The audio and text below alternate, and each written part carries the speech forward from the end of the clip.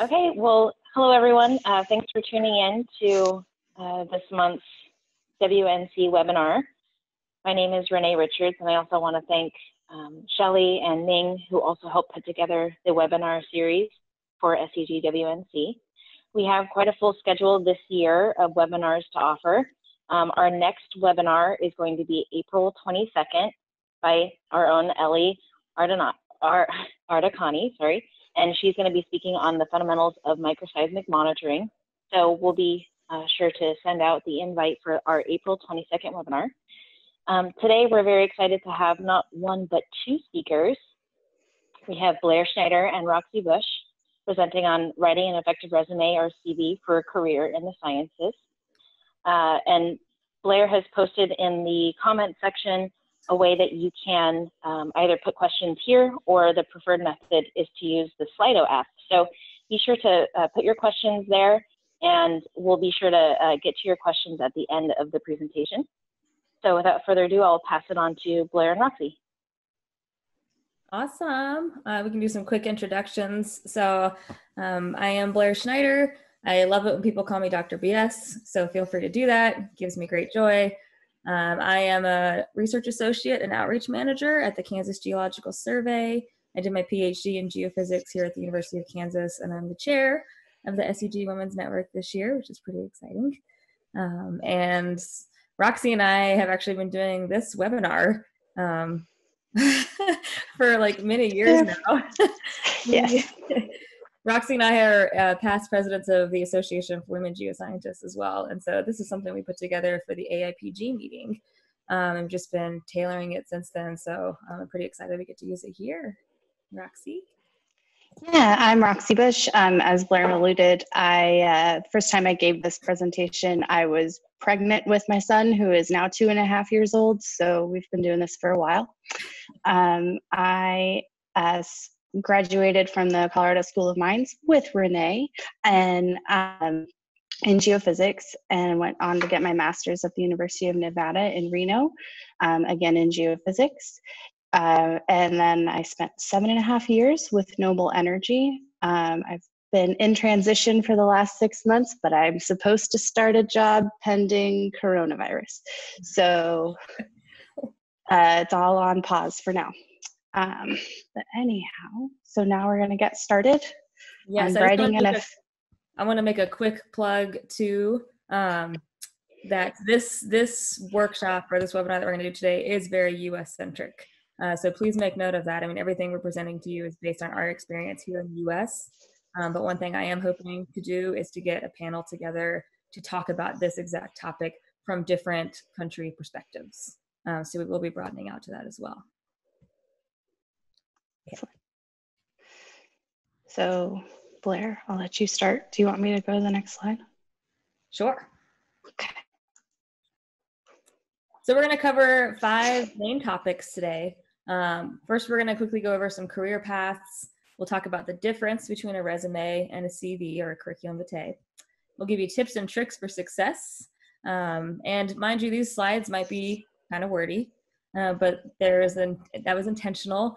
We do have this saved as a PDF, and Shelley can distribute it to anyone who signed up for this webinar, so that you actually have a copy verbatim. So again, that's just going to give you a tidbit. That's why it's so wordy. We'll talk about structuring your resume or CV for specific industries, so industry and consulting, for academia, or for federal government. And then lastly, we're going to leave you with actually a lot of resources available to you to continue reading on these topics. So career paths. There are so many things you can do with an earth science degree. Industry consulting, nonprofit work. This includes environmental work, engineering, exploration or resource extraction. So thinking oil and gas, mining or mineral resources. Academia, you can become a professor, an instructor, a teacher, K through 12 level and up. You can be a researcher, you can manage a lab, you can be out in the fields. I know, a lot of people that do geology tend to be people who like to be outdoors, and it's a great field for that. And then within the government in the US, again, a lot of possibilities. The USGS and other Department of Interior agencies like the National Park Service, Bureau of Land Management, Department of Energy or Department of Defense, EPA. We have a lot of state agencies. So for example, I work for a state geological survey and the national labs. These are all just a few examples of where you can go after you get this degree in our science. So it's limitless. Don't think you have to go just in one direction. And shameless plug for our SEG Women's Network panel coming at the annual meeting this fall. We're actually going to have a panel regarding a whole bunch of these different career paths. So please come to that. Yes, and we are excited to announce that for students, and I think for early career as well, we're going to have 50 sponsored tickets free at the door, first come, first serve. So just to add to the calendar when you're at the SEG meeting this year.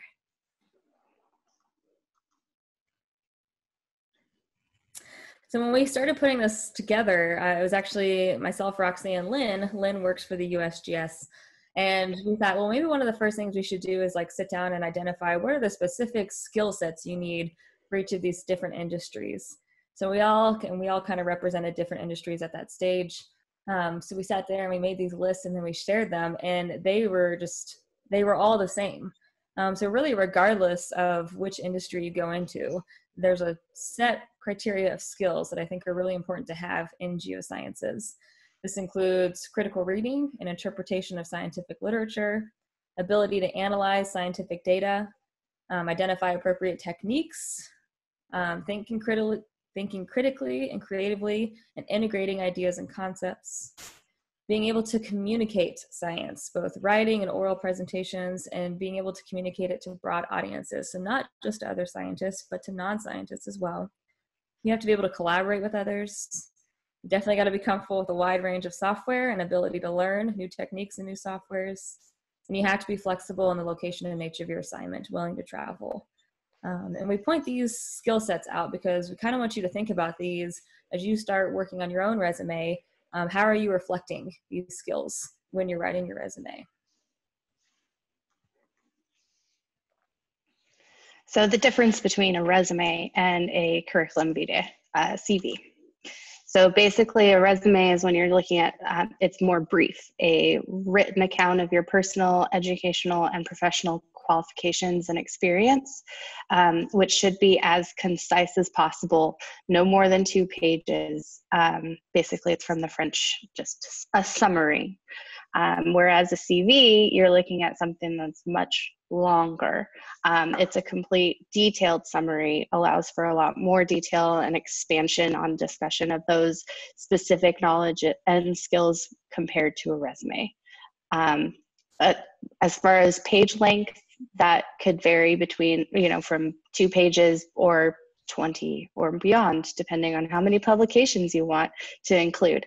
And it is from the Latin, the course of life. So it is not just a small summary, it is the entirety. And then just a side note, for government positions, most are done on the usajobs.gov, and that is actually building a CV, not just a resume. So here's a basic resume. Definitely at the top, you want to include your name, contact information, and then you're looking at listing your education, your skills, and your experience. So basically what you want to do, you want to start by making a list of all of this background information and organize it into these categories. Clearly indicate the categories on the resume. As obvious here on this presentation, or on this example here, you can see her education is here, and then you see an employment history followed by, her conferences and research. So you can see what other kind of projects she's worked on outside of her education and her employment. And be sure to use consistent formatting. There's nothing somebody hates more than seeing all different kinds of formatting, and so usually those resumes just end up in the trash, which is not a good place for those to end up. Whereas a CV should include your name, contact information, etc. All of that is consistent. And then it should also include educational information, your peer-reviewed publications, and then your not peer-reviewed publications. Sorry, getting ahead of myself. All of your published abstracts and public presentations, followed by your related research and or field experience, your teaching experience, all your awards and honors, service, professional memberships, etc. So again, you should be collecting all of this information and then organize it into these categories. And this includes more detail. Your professional associations and licenses can be included. And then again, clearly indicate categories and use consistent formatting. Otherwise, no one's going to be able to read it properly. Okay. Yeah, and I'll just throw a little thing in there. That's it's never meant to be mean. People aren't not reading your CV or your resume formatting to be mean. It's typically because you're applying for a position that there's 100 people applying for. And so that's stressful, and that's stressful for the people reviewing the applications. And so if they see a CV or a resume that's just all over the place and it's hard to read, then you put it to the side, because the candidate who's going to make something that is clear and easy to understand are going to naturally rise to the top. So again, more differences. A CV definitely allows you more room to highlight your qualifications. And of course, it's much more common in academia and occasionally government positions. Whereas in a resume, you'd list under the employment section all of the relevant all of the relevant positions you've had. But in a CV, you would have an entire section devoted to all of your teaching experiences, and then a completely separate section with all of your research experience, where, so in a resume, it's all in one spot, whereas in a CV, you have them separate. And of course, your CV and your resume should not have a list of jobs that you worked in high school or in college, unless of course they are related specifically to what you're studying or what the job you're applying for. Like if you had an internship while you were in college, then that would be something to include on your resume. But that waitressing job in high school, definitely not something that you would include.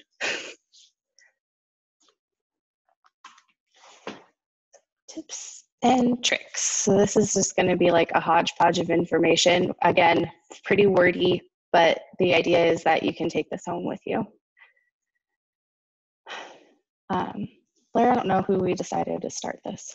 I think it was me. Go for it. All right.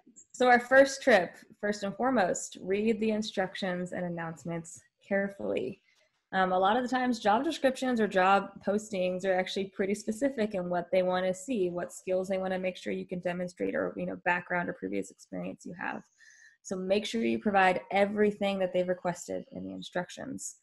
Follow their directions for formatting, page length, everything exactly. Again, if you don't, it might just get pushed directly to the side or not even looked at, because they want people who can pay attention to details. And then we make our standard, you might have this standard template of your resume or CV, but inherently to any job that you apply to, you have to tailor that specifically for each position or grant application or honor award that you're being nominated for that you submit. So for each of those applications, include keywords from the job description, discuss each skill or experience requested. And again, it's common to have multiple versions tailored for each job. I think I have, 5 different formats of my CV that I just kind of keep for different things. Here's a CV if I'm being nominated for something. Here's a CV if I'm trying to make sure I'm keeping it more tailored for if I ever did apply for a new job one day.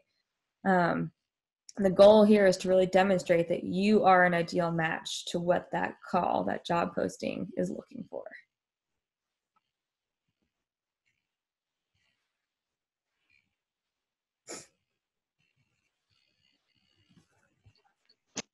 Sorry. So I was informed my mic was cutting out a little bit, so bear with me. Let me know if this is even worse. So another tip would be to use action words on your resume. Avoid just listing your duties and using passive voice. whoever's looking at your resume to understand your accomplishments as succinctly as possible. So instead of saying, I worked with the Army Corps to analyze sediments along a base watershed, you'll be like, you would change that into collaborated with the Army Corps to provide stream erosion rates in prior waste disposal area. So the goal there is to generate the interest in learning more about you and your accomplishments. And I'll have a couple examples later on with more action words and accomplishments, how they look on a resume specifically. For some reason, things aren't going properly. There we go. So again, focus on your accomplishments. Answer that so what question about your work. So instead of putting down on your description of your job, its duties include taking core samples in the field, processing samples, counting biological components, and analyzing data. Like that's just a job description. Whereas what you want to do is put something in there that actually shows what you've achieved. And what you've accomplished. So providing results from sediment core analyses that demonstrate to land management agencies how ecosystem has changed over time. Results are used by agencies to set targets and performance measures. So again, you want to demonstrate that you can achieve results that matter and that your work has had an impact.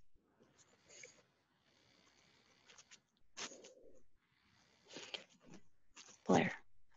So it's okay to not put everything on your resume or your CV. Again, everything, for the most part, should be related to the job opportunity. That is a little more flexible on your CV because, again, your CV is that, the course of your life.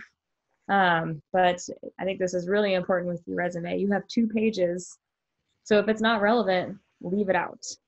For example, a geology student applying for an environmental consultant position probably shouldn't list that they were a waiter in high school because that doesn't necessarily relate to this consultant position unless you can somehow do a really good job of tying back, those interpersonal people skills or something like that from that position. I've seen that done well at the same time. So if you can tie it back to the job call, go for it.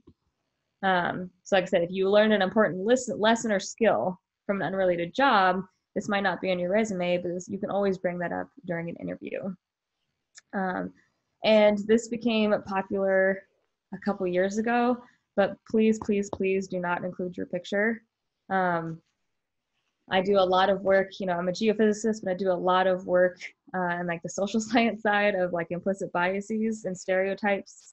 And when you include your picture, you introduce a whole host of that that really just gets in the way of the work you've done and those accomplishments. So don't include your picture when you submit a resume or a CV. The goal is just to focus on your skill sets that apply specifically to that job.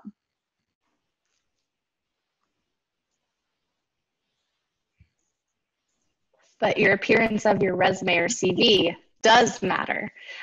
So having a clear organizational structure is crucial. Use that same formatting throughout. Again, like Blair said, if you're not consistent from section to section, it makes things really difficult to read and really stressful on the person who's actually reviewing the resume. And when they have 100 resumes to look through, that just isn't automatic. This isn't worth my time. Hey, I can easily narrow this down to only 99 resumes because this person, I can't read theirs. Edit, edit, edit, edit, edit. I cannot tell you how many times I've seen typos on resumes, and it hurts me. If you've got a typo, then that just shows me that you don't have that attention to detail, and you're really just not interested or you're not taking this seriously. You're not really interested. You're just submitting to submit your resume, and it's just not something that it reflects pretty poorly on you. But you do want to be sure that you've included absolutely everything that you wanted to. So you may, as far as the editing goes, you're going to be looking and making sure like, oh, did I include all these accomplishments? Did I make sure I used action words? But the goal then is definitely not to distract anybody with the poor formatting or spelling errors. You want the focus on your skills and your accomplishments. And there's always the opportunity to just say, hey, you know, someone in my grad research group, can you take a look at my resume and make sure I did this right? And then they may be like, oh, well, don't forget you did this in your group in our research group too. And so you're like, oh yeah, I forgot about that. You just, because it was just like a something on the periphery. That actually happened to me once. But then they can also come at it from an outside perspective and be like, okay, you totally spelled this wrong. And they'll fix it for you. So yeah, it's definitely helpful to have, you know, somebody else informally look at it too.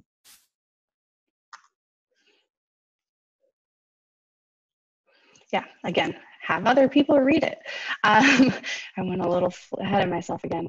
Ask your faculty, even like your graduate advisor or your current coworkers for help with not just looking at your resume, but also with prospective employers or grad schools. They may know an in for you that's all about your network. And then of course there's the internet and the world of LinkedIn. We can have a whole nother webinar just on how to use LinkedIn to find a job, but that's not where we're going today. So, but definitely use your resources to research the company, the university, the project that you're applying for, the grant that you're applying for. Definitely you want to know what you're getting yourself into. And if you don't know, then you don't know how to tailor things appropriately. So not only are you looking for go ahead, Blair. We're not covering like cover letters or statements in this webinar, but man, I just want to put a plug in for that. Researching where you're applying beforehand is so important, because if I'm reading a cover letter and they can't tell me who they could actually see themselves working with in this department, that just shows me that it demonstrates perhaps a lack of interest. Because if they can't say who they want to work with or like how their research ties in with what's already happening here, then it just kind of seems like it's being done half-heartedly. There you go. That's a good word.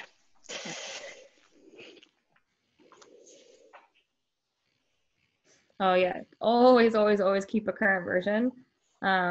You want it to be ready to go if a new opportunity comes up and you need to submit something within like 24 hours. It's really easy to forget what you've done. So my postdoc was 2 years long, and I don't think I updated my resume the entire 2 years. And then I was getting ready to, move on to the next job, and I really regretted that. It took me like an entire week to redo and fix and update my CV because I had just forgotten what I'd done. I'd forgotten the abstracts I'd published. I'd forgotten the talks that I'd given.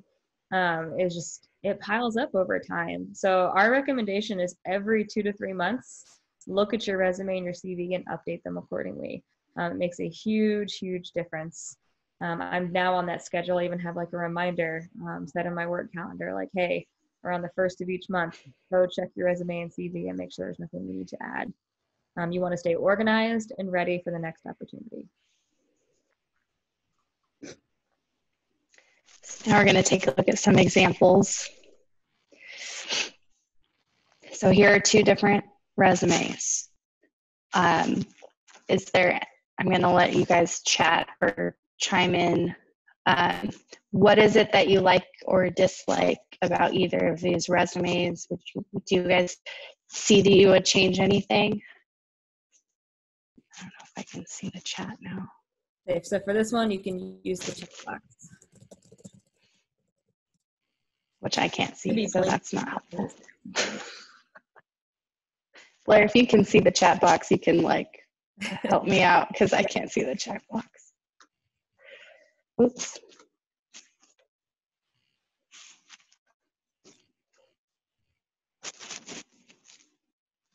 Anything?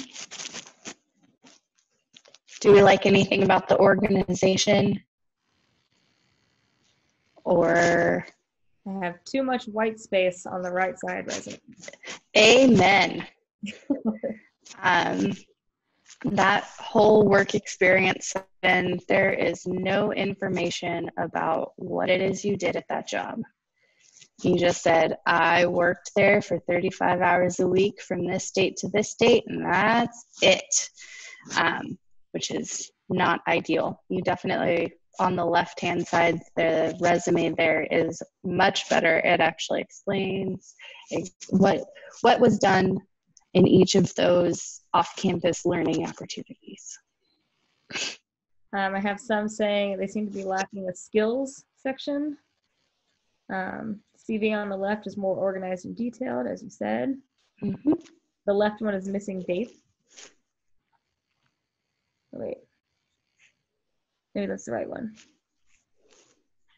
Oh, I don't know. Well, not all of these are obvious, just because there's on the right side, it just says dates of employment. So you just imply that there's dates there. I mean, in general, we're saying the right one is worse. Agreed.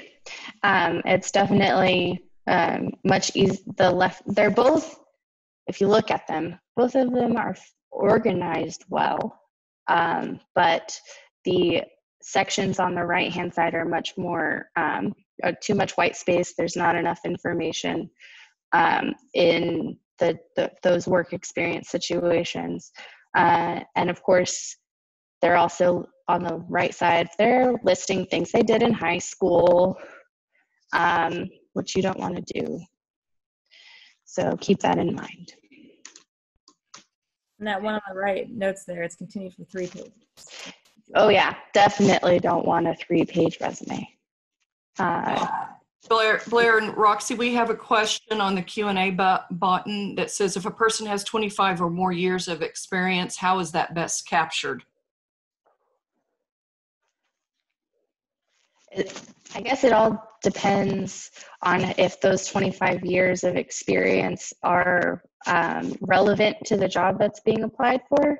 I wouldn't include, the nannying positions or whatever that was done, kind of to fill in the gaps. But I would list all of my work experience for all 25 years, even if that's, a different job every year. I think I would include it all. Yeah, and I was going to say, I really think, for 25 years, for example, you've served as a geoscientist. So that's kind of your header there, your title, but then your major key, like pick your 5 or 6 key accomplishments or roles that you served in. Because you are limited to those 2 pages. However, if you're applying for a position and they give you the option of submitting a resume or CV, woof, go CV. Tell them that course of life if you can. But in my opinion, whenever they give you an option to submit a resume or CV, either submit both or go for that CV, because you've got a whole story to tell there. Yeah. And I have another question on here. It says, on a CV, should you put your most recent experiences first like you would on a resume? Say it again. Sorry, I cut off for a second for me. On a CV, should you put your most recent experiences first like you would on a resume? Yes. Yes. Thank you. great questions. Keep them coming.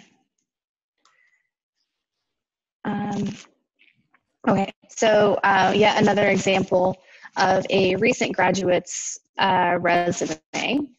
So on the left side is the full resume, and then I just blew up a couple of things on the right side here. So you can see that she has research experience, and then she does list her other experience on her resume, which I'm not sure I would, unless, of course, like Blair said, hey, if I can spin it that it's make it relevant, and I like something important about being a resident assistant as far as collaboration with others and dealing with a whole bunch of different people, then by all means include it.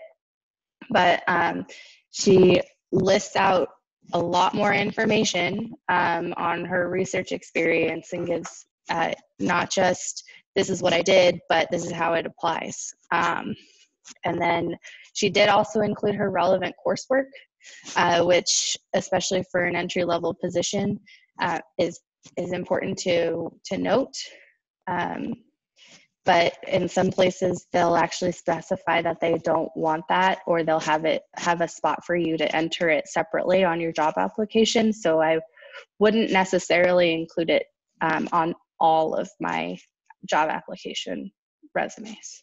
Again, read the instructions and tailor each resume to what the position is requesting.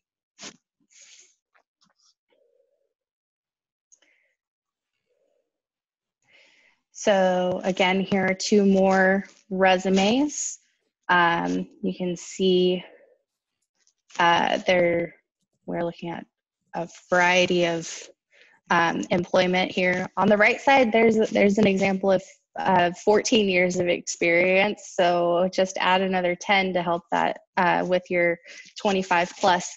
And yeah, you can always cut down like what all the description is to just a few of your key achievements in each of those positions if you're worried about space. But I would, like I said, I would definitely include every single job I held for those 25 years. And then on the left side, there is there's an objective statement, and that's one of those things that is, relatively speaking, is kind of a new addition to the resume. I would say within the last 25, 30 years, it's become more important. So you have your geophysicist, and then specifications on exactly what they see themselves as. And that is where you would put in, like Blair was suggesting, your 25-year geophysicist. And then if you wanted to cut things down, just include just a few different positions. But then, of course, there's also the technical proficiencies, where you can list both the software and the skills that you're familiar with, and then your professional experience there. Blair, was there anything you wanted to say? So there's a question here. So I'm trying to keep up with the Q&A section while she's talking. Sorry. So on the left here, they list technical proficiencies first before your professional experience. Is that recommended? Yes. It is recommended, just so you can pick, so people who's reading the resume can pick those out quickly. There's no wrong way to do it, as long as it's not on the back page on the bottom. As long as it's on the first page, I wouldn't be worried about exactly where on the resume it is. Yeah. Okay. There are more questions. Should I indicate my school year and name in an education section? I might need them to expand on that question. Yes. You don't see it on this slide, unfortunately, because I only had room for the first page of this resume. You can see on the bottom, it says continued. So, and of course that's not helpful either. So below the professional experience section, so on the back of the resume on the left, sorry, there's a educational experience, and then that's where you would list your school name, the year you graduated, and where it is. And then if it's a master's degree, then what your thesis topic was, the summary of it. And then most people will list their advisor on your project. And then you would list your bachelor's degree or whatever. Again, your school, the year you graduated, and location. And then if you had like a senior project, that's where you would put that information as well. Does that answer that question? I think so. Typing okay. And then Roxy, how important are research talks, posters, or papers on resumes when applying for non-academic jobs such as energy industry? Sorry, I would definitely, I would list those out. Those are pretty important. There's, again, on the back of this resume, I should have included it. But on the front of this one on the right. Oh, yeah, there you go. There's a spot right there for it. There's a publications or service to my profession section, and that's where you would list off all of the papers that you've written, all of the presentations you've given at SEG or other AGU, other places. And so those things are definitely important. That's your way of communicating that, hey, I am capable of communicating in multiple forums the information the research that I've performed. I have several questions here on the Q&A. It says, what about gaps in employment? I've been warned that there should be no gaps shown. Your all's feeling on that? Having just come from a career gaps workshop, I would say leave the gaps. Don't be so concerned about it. When you do have your interview, that's when you explain what happened in between. And so whether you were laid off due to, oil prices, or if you decided to take time off to spend with your family because you just had a baby. I mean, there's a lot of things, or you're taking care of a parent. There are a lot of reasons for it, but I wouldn't put it on a resume, but I wouldn't also be worried about not having something on my resume to fill that gap. Okay. The next one is, education generally expected to be the top section of a resume / CV, or what is the time frame of moving employment section above it? I think it's personal preference. Again, as long as it's on the first page, it's personal preference. I do see it more commonly that the longer you've been working, you've been in the field, it's typically your employment that comes first, because it is kind of like the more recent thing you have, right? Whereas if you've just graduated, you're only 5 years out, your education is typically one of the first things you're putting on there because it's kind of the more recent thing. But as long as it's on the first page, there's no right or wrong. The next one is, do you think it's necessary to put an objective statement on a resume? I personally think it's, I wouldn't say it's necessary, but some recruiters and specifically some resume reviewers within companies in HR like to see them. It also helps, if you're rewriting your objective statement for every job application, it makes things a lot easier for you and for the person who's looking at your resume to line things up as far as what is in the job like the job description. Does that make sense? Okay. Yeah, I don't always see a lot of well-written objective statements, so I'm not a fan of objective statements, but some do ask for it or require it. But I also feel like if you're writing your resume well and you're answering the specific skill set questions that they're asking for, I mean, just looking at this resume here on the right, you're directly saying what your technical proficiencies are. That usually tells me more than like reading that objective statement. So I think you can write a really good resume without an objective statement. The next one is, what do you do in a CV if a job had a research and education component? You list it twice under both sections. We will cover that when we get to the CV section. Okay. The last one is there any app that you could recommend? For developing a resume? I would assume that's what that meant, yeah. I have never used an app. I've always just either pulled off templates, I mean, literally free templates offline, like Microsoft Word even, or I've actually reached out to my faculty advisors or industry contacts and asked for theirs. And I build my template based off of what I like and don't like off of other people's. But when we talk about the government resume, again, that's like building, it's like an app in itself, because you are like making a resume but building the CV. So we'll talk about that too. So I'm going to keep us moving just in the interest of time, and we will get to these questions, don't worry. There you go, Blair. Yeah, so I am embarrassed to be showing mine, but I'm showing you an example of my CV. This is this is the most recent one. And I'm just kind of showing you how I break it down. So I also want to preface, depending on where you are in your career stage, your CV shouldn't be 30 pages the first time you ever write one while you're in grad school or just coming out of it or just coming out of your undergrad.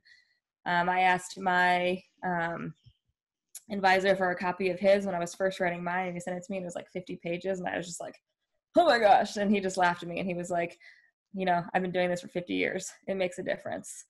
So my first CV when I started was like 2 or 3 pages. But when making a CV, CV is typically more common, most common, that you're going to list your education first. Next you move on to professional experience, or I've moved on to professional experience and appointments. And because I have a pretty broad background, I've broken this up into, as you can see here, a distinction between research experience, teaching experience. And then if you go to the next page, I've also broken it down into government experience, or government and industry, because I've also had positions working with the Park Service and then an internship with an oil and gas company. So that just makes it really clear the broad spectrum of different types of geoscience work I've done. Note that consistent formatting, clear division of categories, and then when I move into publications, I do break it down specifically by publication type. So starting off with refereed journals, and I always put a star to represent something if it's been invited. Just keep going here. So refereed, I go to non-refereed. And the reason I think it's important to also include non-refereed publications, again, that highlights science communication, because that means you're typically taking time or volunteering your time to also contribute work or write up components of your research that are going out to a broader audience, not just a journal. And that's a skill that I think is important. Publish abstracts and poster presentations, I've included in here as well. You can designate, so for example, with SEG, they're expanded abstracts, right? So we designate those with a star because they are actually peer-reviewed and represent a minor publication. Public presentations, if I've been invited, I'll star that as well, but I make sure to list those, and that's where, like, you can really, if you don't update this every 2 or 3 months, you can forget what you've been doing. Keep going. And then awards and honors. This one is my template, so I don't have this written out specifically for any particular job or anything right now, but if I was going to send us in for something, for example, some of these awards and honors, if it's not clear what that award or honor is for, I'll put a bullet underneath it just quickly summarizing that. But for example, you know, an honors fraternity, we all know what that is, so I wouldn't need to put anything except for the title. I make sure to list my research funding, and then my service. And so for my research funding, I loved this. I saw this from a faculty friend. They break up their funding from external funding. So for example, funding that's coming from the National Science Foundation, internal funding that I've gotten from the university. And then I made a separate section showing where I got different funding when I was doing my graduate studies. And then for service, service comes at all different levels. Service is something I've done a lot of, so it's probably one of the most dense sections of my CV. So I've broken this down by professional society appointments. So for example, right now, chair of SEG Women's Network Committee. Continue. I've broken it down specifically working with conferences, so conference sessions, and then workshops that I've run. So if I've chaired a session, or if I run a workshop, those are all listed there, and I broke them down by year. And then service specifically for my university that I'm at now, service when I was at James Madison University, and then my local service. So what am I doing for my local community in terms of talking about science? So yeah, my service section is kind of insane. Your service section does not need to look like this. Don't drive yourself mad. This is just stuff I like to do. That's why I'm in an outreach position now. And then I include the journals where I've reviewed work, because I think it's important to show that I have that skill set as well, being able to review scientific work. And then professional memberships, list those. Those show that you're active in a variety of different organizations. Those are a great way to network. So 100%, especially if anyone on here is a student, a lot of the time these memberships are either free or like significantly reduced. So join these organizations. So that's just an example of my CV here. And again, similar to what we were talking about the resume, you can tailor that CV for a specific purpose. So for example, if you're going to be included as an investigator on a grant, they might be asking, so this one on the left here, you're applying for a grant that's specifically related to restoration in the Florida region. So they're listing that specifically. Or if you're just doing it for something. So on this one on the right, they start with their area of specialization. So it's almost more like a resume style CV. Again, it depends on what they're tailoring it for. So you often will get asked to submit a CV and it can only be like 4 pages. So then you're like doing this combination of CV, resume, mix. You really have to pick out what's important and what's going to highlight the skill sets that they're asking for. If they ask for a CV and they do ask for a limited number of pages, they typically will be good and ask, we want to know what teaching experience you've had. We want to know what service you've done for these communities. So oftentimes, if they're going to ask you for a page limit, they're going to be clear in what they want, which is always nice. Okay. All right, tailoring it for different industries. Go ahead, Roxy.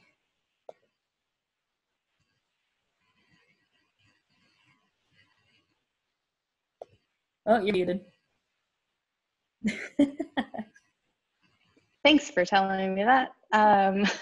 Missed that. So, okay, like we've been saying, keep your resume to 1 to 2 pages.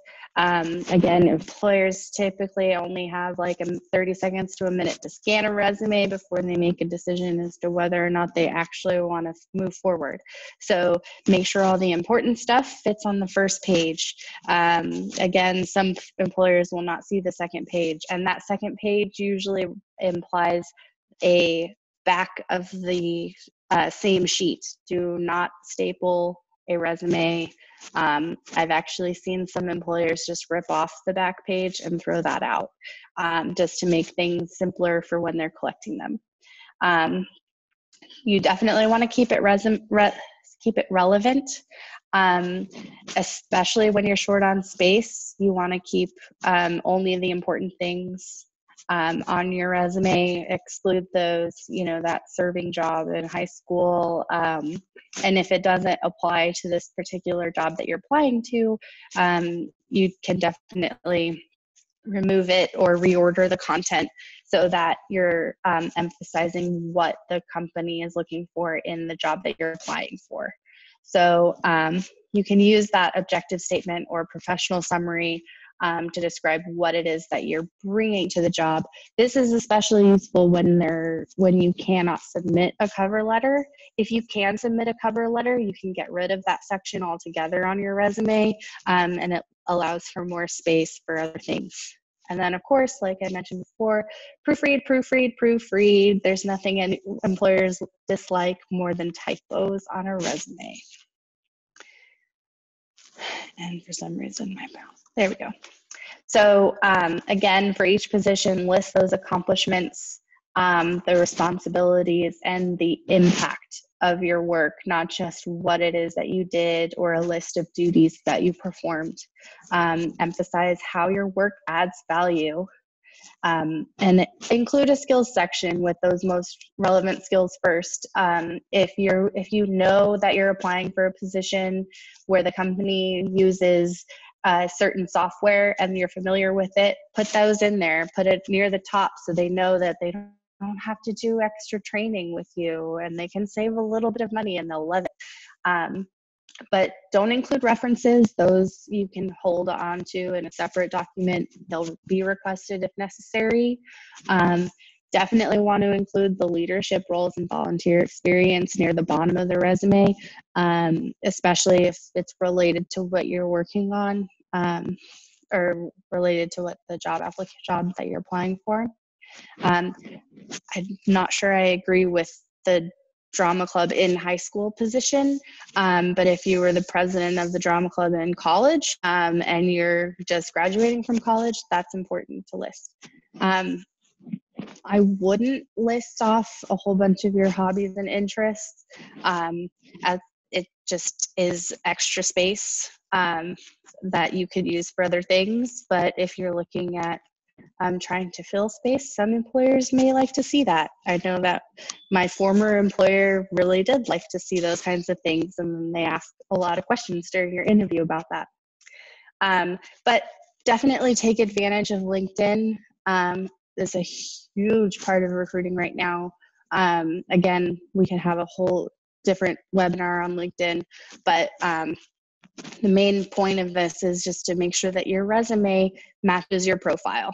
If your profile doesn't look anything like your resume, there's a clear disconnect, then somebody's going to think there's something fishy and they're going to move on. And so we don't want that. So make sure that what you've got on your resume is on your profile and vice versa. So here's a beautiful resume for industry. She has her name, contact information, a very succinct objective statement, professional summary. Her education is listed first with her technical experience. And then she has a section for her relevant skills. And then there's the service to profession section. So you can, that's where she lists all of the things that she's been a member of and on the board for. But definitely you want to include things like your business impact. And then of course the technical skills and other collaboration opportunities and leadership.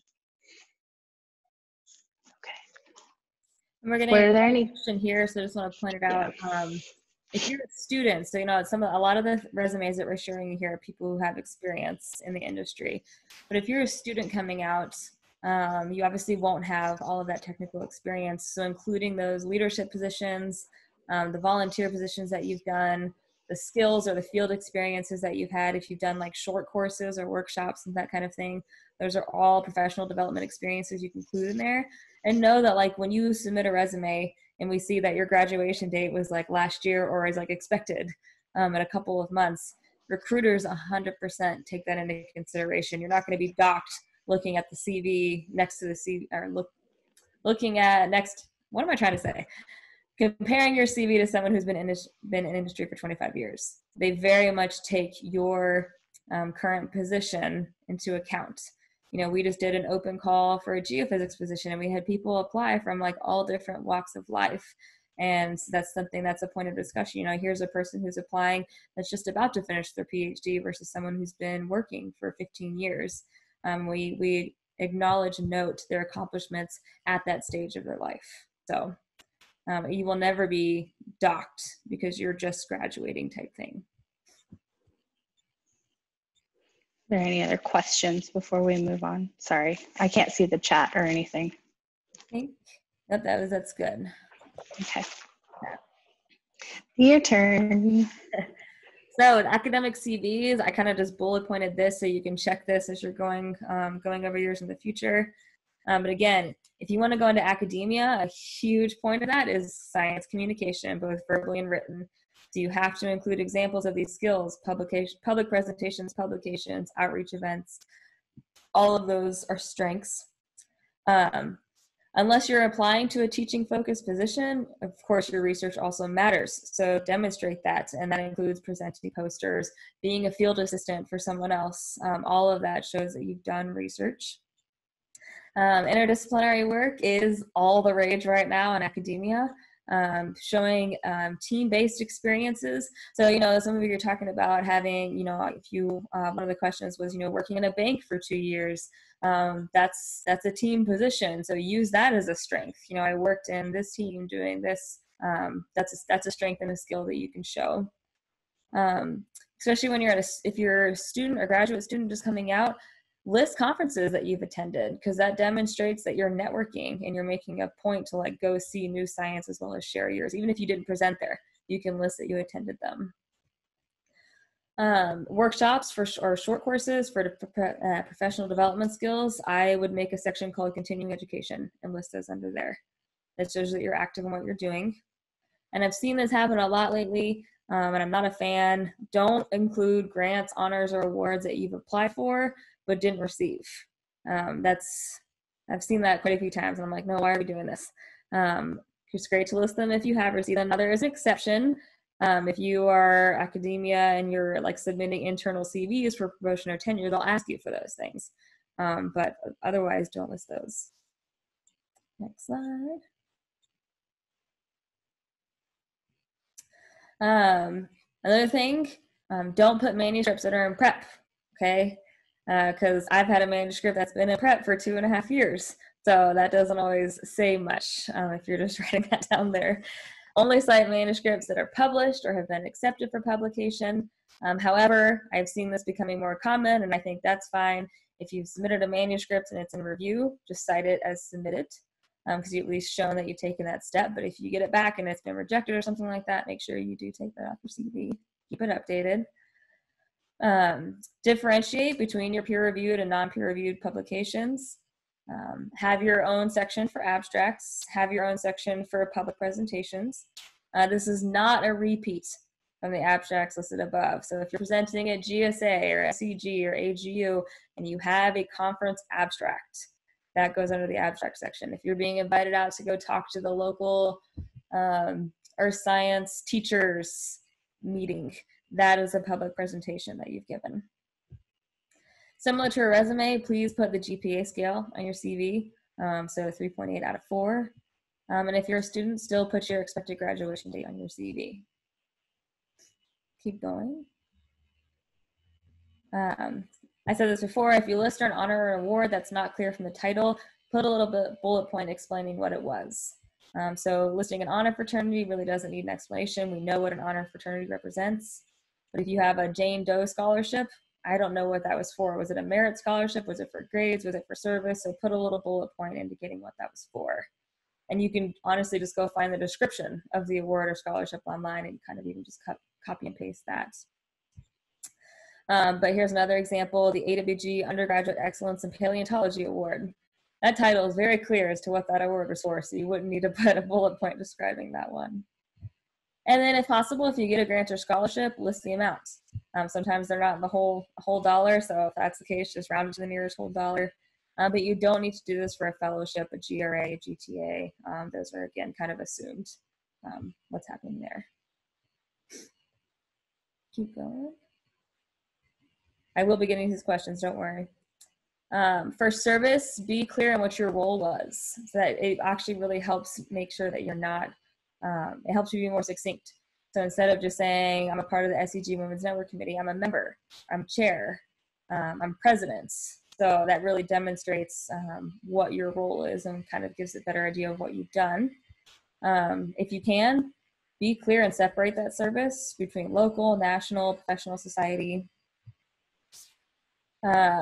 Similar to the honors and awards, if you need to put a bullet point to just be to help define what you did, do it. Your CVs are kind of a bit more endless, so that's totally fine. And I've already said that. Join societies, take advantage of free or reduced pricing. Okay, let me look at these questions real quick. Let's see, I'm working in a science communication job right now. Should I list presentations that I give? Oh yeah, yes. So in my public presentations, so I outreach, and I do a lot of that. So I list all of those talks that I've given in my public presentations. And a lot of those I'm specifically invited to give so that I can list it as an invited publication. That might seem like something small, but when you're talking about like promotion and tenure, being able to say that you were invited to go somewhere actually stands out really well. Let's see, do you have any tips, tricks, experiences with posting a searchable resume? This is something that USA Jobs does for your profile. And then should your searchable resume be more generic? So we're gonna talk about this somewhat with the USA Jobs, but are there any others, like with an industry? Do they use any type of app? Oh boy, do they. So Before your resume even gets to a person, it usually goes through a tracking application, and it'll scan your resume for keywords. Then if you don't have those keywords, then or some other variety of things, then it'll reject it outright.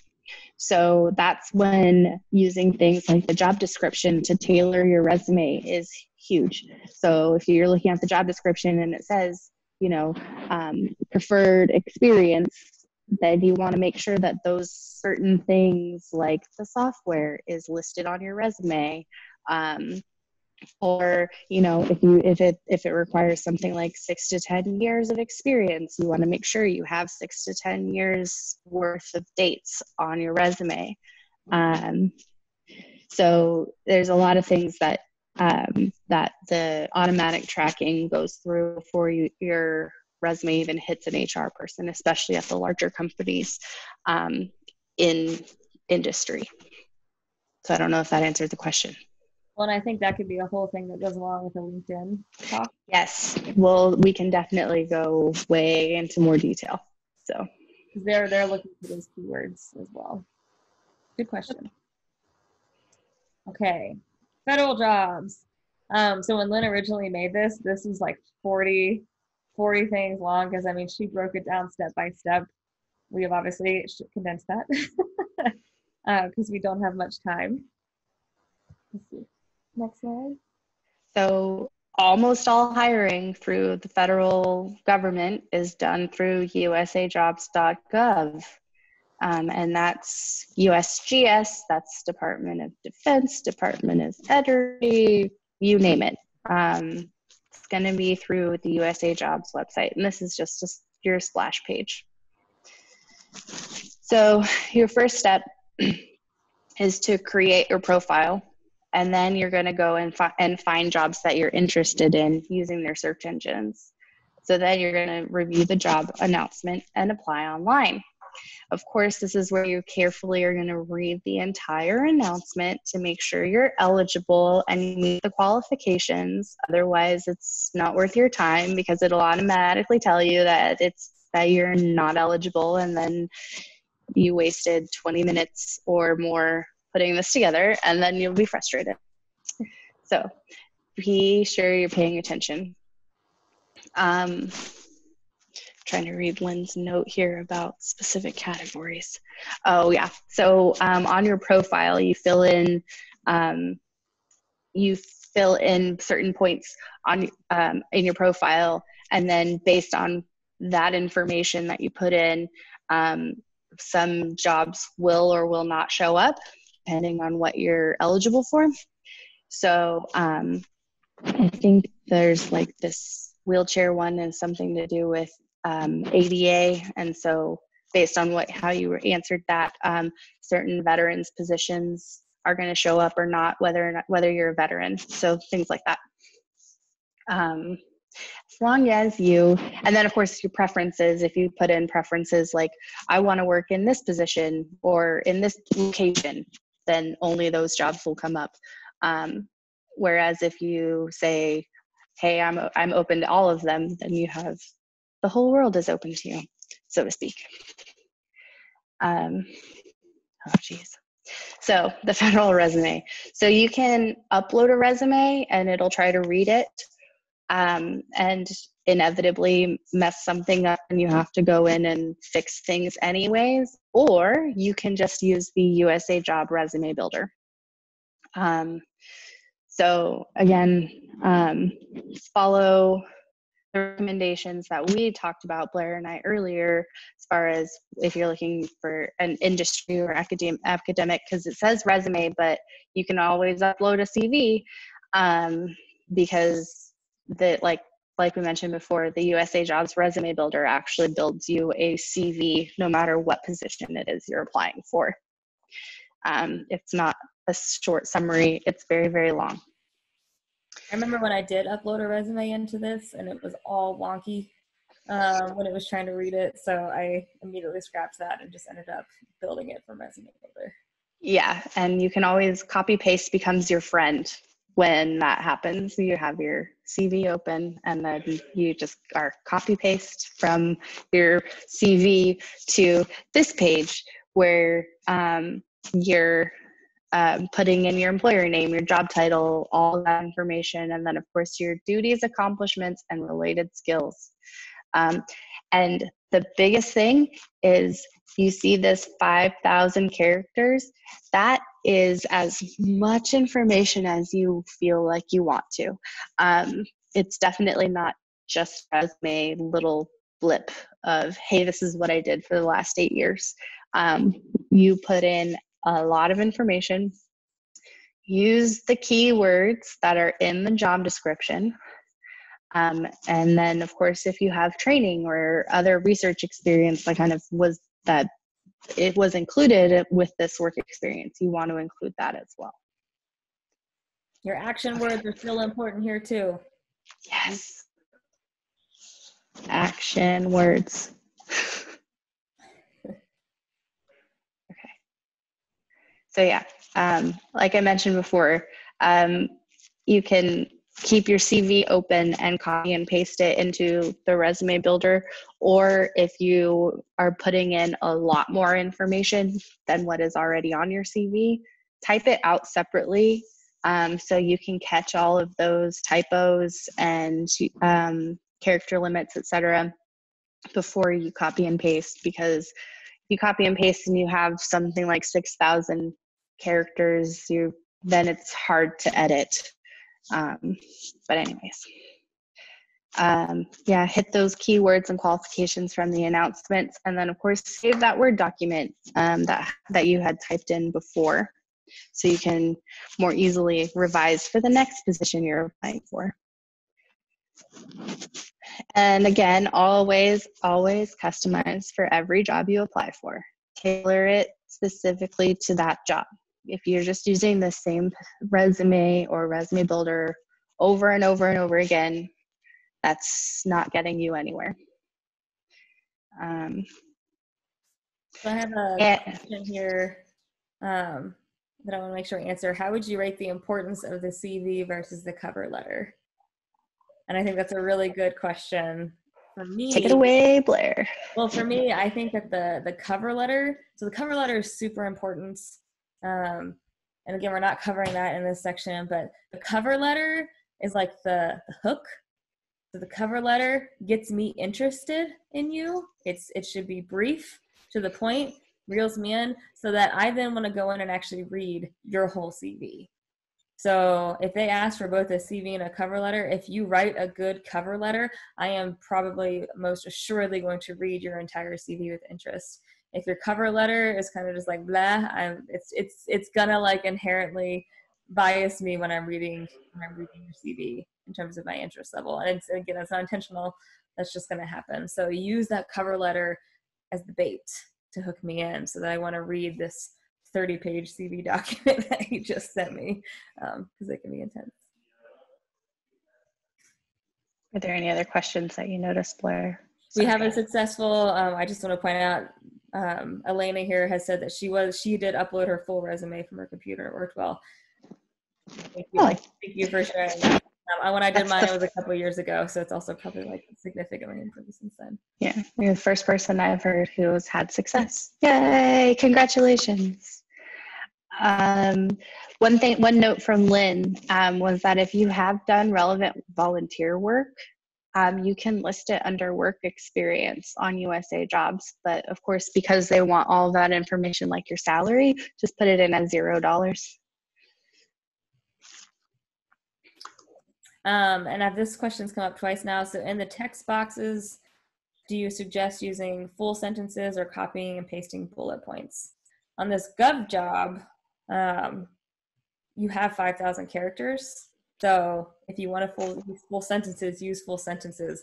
Bullet points, like those are for being succinct and when you don't have a lot of space. So those are very helpful when you have that short 2-page limit, for example. But if you've got this 5,000 character text box, use your full sentences with the action words. But still, read that sentence and ask yourself, do I need all these words in it? Like, just like when you're writing a scientific paper, like read that sentence. Can I say this with fewer words? Always ask yourself that. Okay, and we are totally running out of time, so I want to, yes, our summary tips. Go ahead, Roxy. So set up your profile, start basic job searching at least 6 months before you graduate. Sooner is better. Summer internships are also done through USA Jobs. And then of course, save your searches. If you save your searches, you will get emails that tell you, oh, hey, there's a new job posted. You should go apply. And then you can do that and be one of the first people to apply instead of waiting to go search again later. Don't wait for the last minute to apply. There's the caveat there. If you apply on the day that it's closing, then you may end up with technical issues, or being the last one in the door. It may not be the best way to go. Upload a cover letter if you can. As Blair said, that's what hooks you in. And then on the agency questionnaires, rank yourself as high as you can. This is not where you be modest. This is where you are super confident in yourself and you can actually justifiably rank yourself higher. Don't ever be modest on those things. Yay, we did it. So there are mine and Blair's emails if you have any specific questions. And if you're interested in specific questions or wanting us, I see that already in one of the questions, wanting us to review your resume, send it to us. I mean, right now I'm technically at home all the time, right? Mind you, it might give me a few days because I have 2 tiny humans that I'm also at home with. But I would be happy to look over resume or CV. I feel like my specialty is more CV, but absolutely I can look over resumes as well. And I can answer any additional questions there. I really want to read off this point that was made in the chat box. With government resumes, they are forwarded to a random HR person with pretty much almost always no experience in science. So you need to make sure it's readable for them. Don't use a lot of jargon. Think about the audience that you're sharing that science with. Make it readable and understandable for your skills, and say you're qualified. That way you make sure that it gets forwarded to the next hiring official or future supervisor. That is kind of a barrier with government jobs, is it goes to this person who doesn't know what the skills are, and then they make the decision if you actually qualify for that position. So you need to make that very clear. When we send out the PDF of this, on the next couple of slides, we have links that you can use with resources. Oops, not too fast. Talking about finding your career fits, applications and interviewing, and then Glassdoor. You can literally just go on there and search for a variety of different topics. So read those. I think they're really helpful. That's why we put them on there. I think the PDF's already been made, so the slides can be sent out almost immediately. I won't put that on Shelly almost immediately, but Shelly will get those out ASAP. I will get those out very quickly. Okay, any other questions before we sign off? You all had great questions this whole time. Thank you. Sorry we went a couple minutes over, but there were a lot of great questions to answer. So, and Shelly, when you send it out, if you could send our email addresses again so that they have those. Absolutely, I will do that. Thank you guys so much. This has been great. Yes, thank you. Awesome. Thank you, everyone. Great questions. Yeah. Please send us your resumes or CVs. We're happy to look them over. Yes, we are.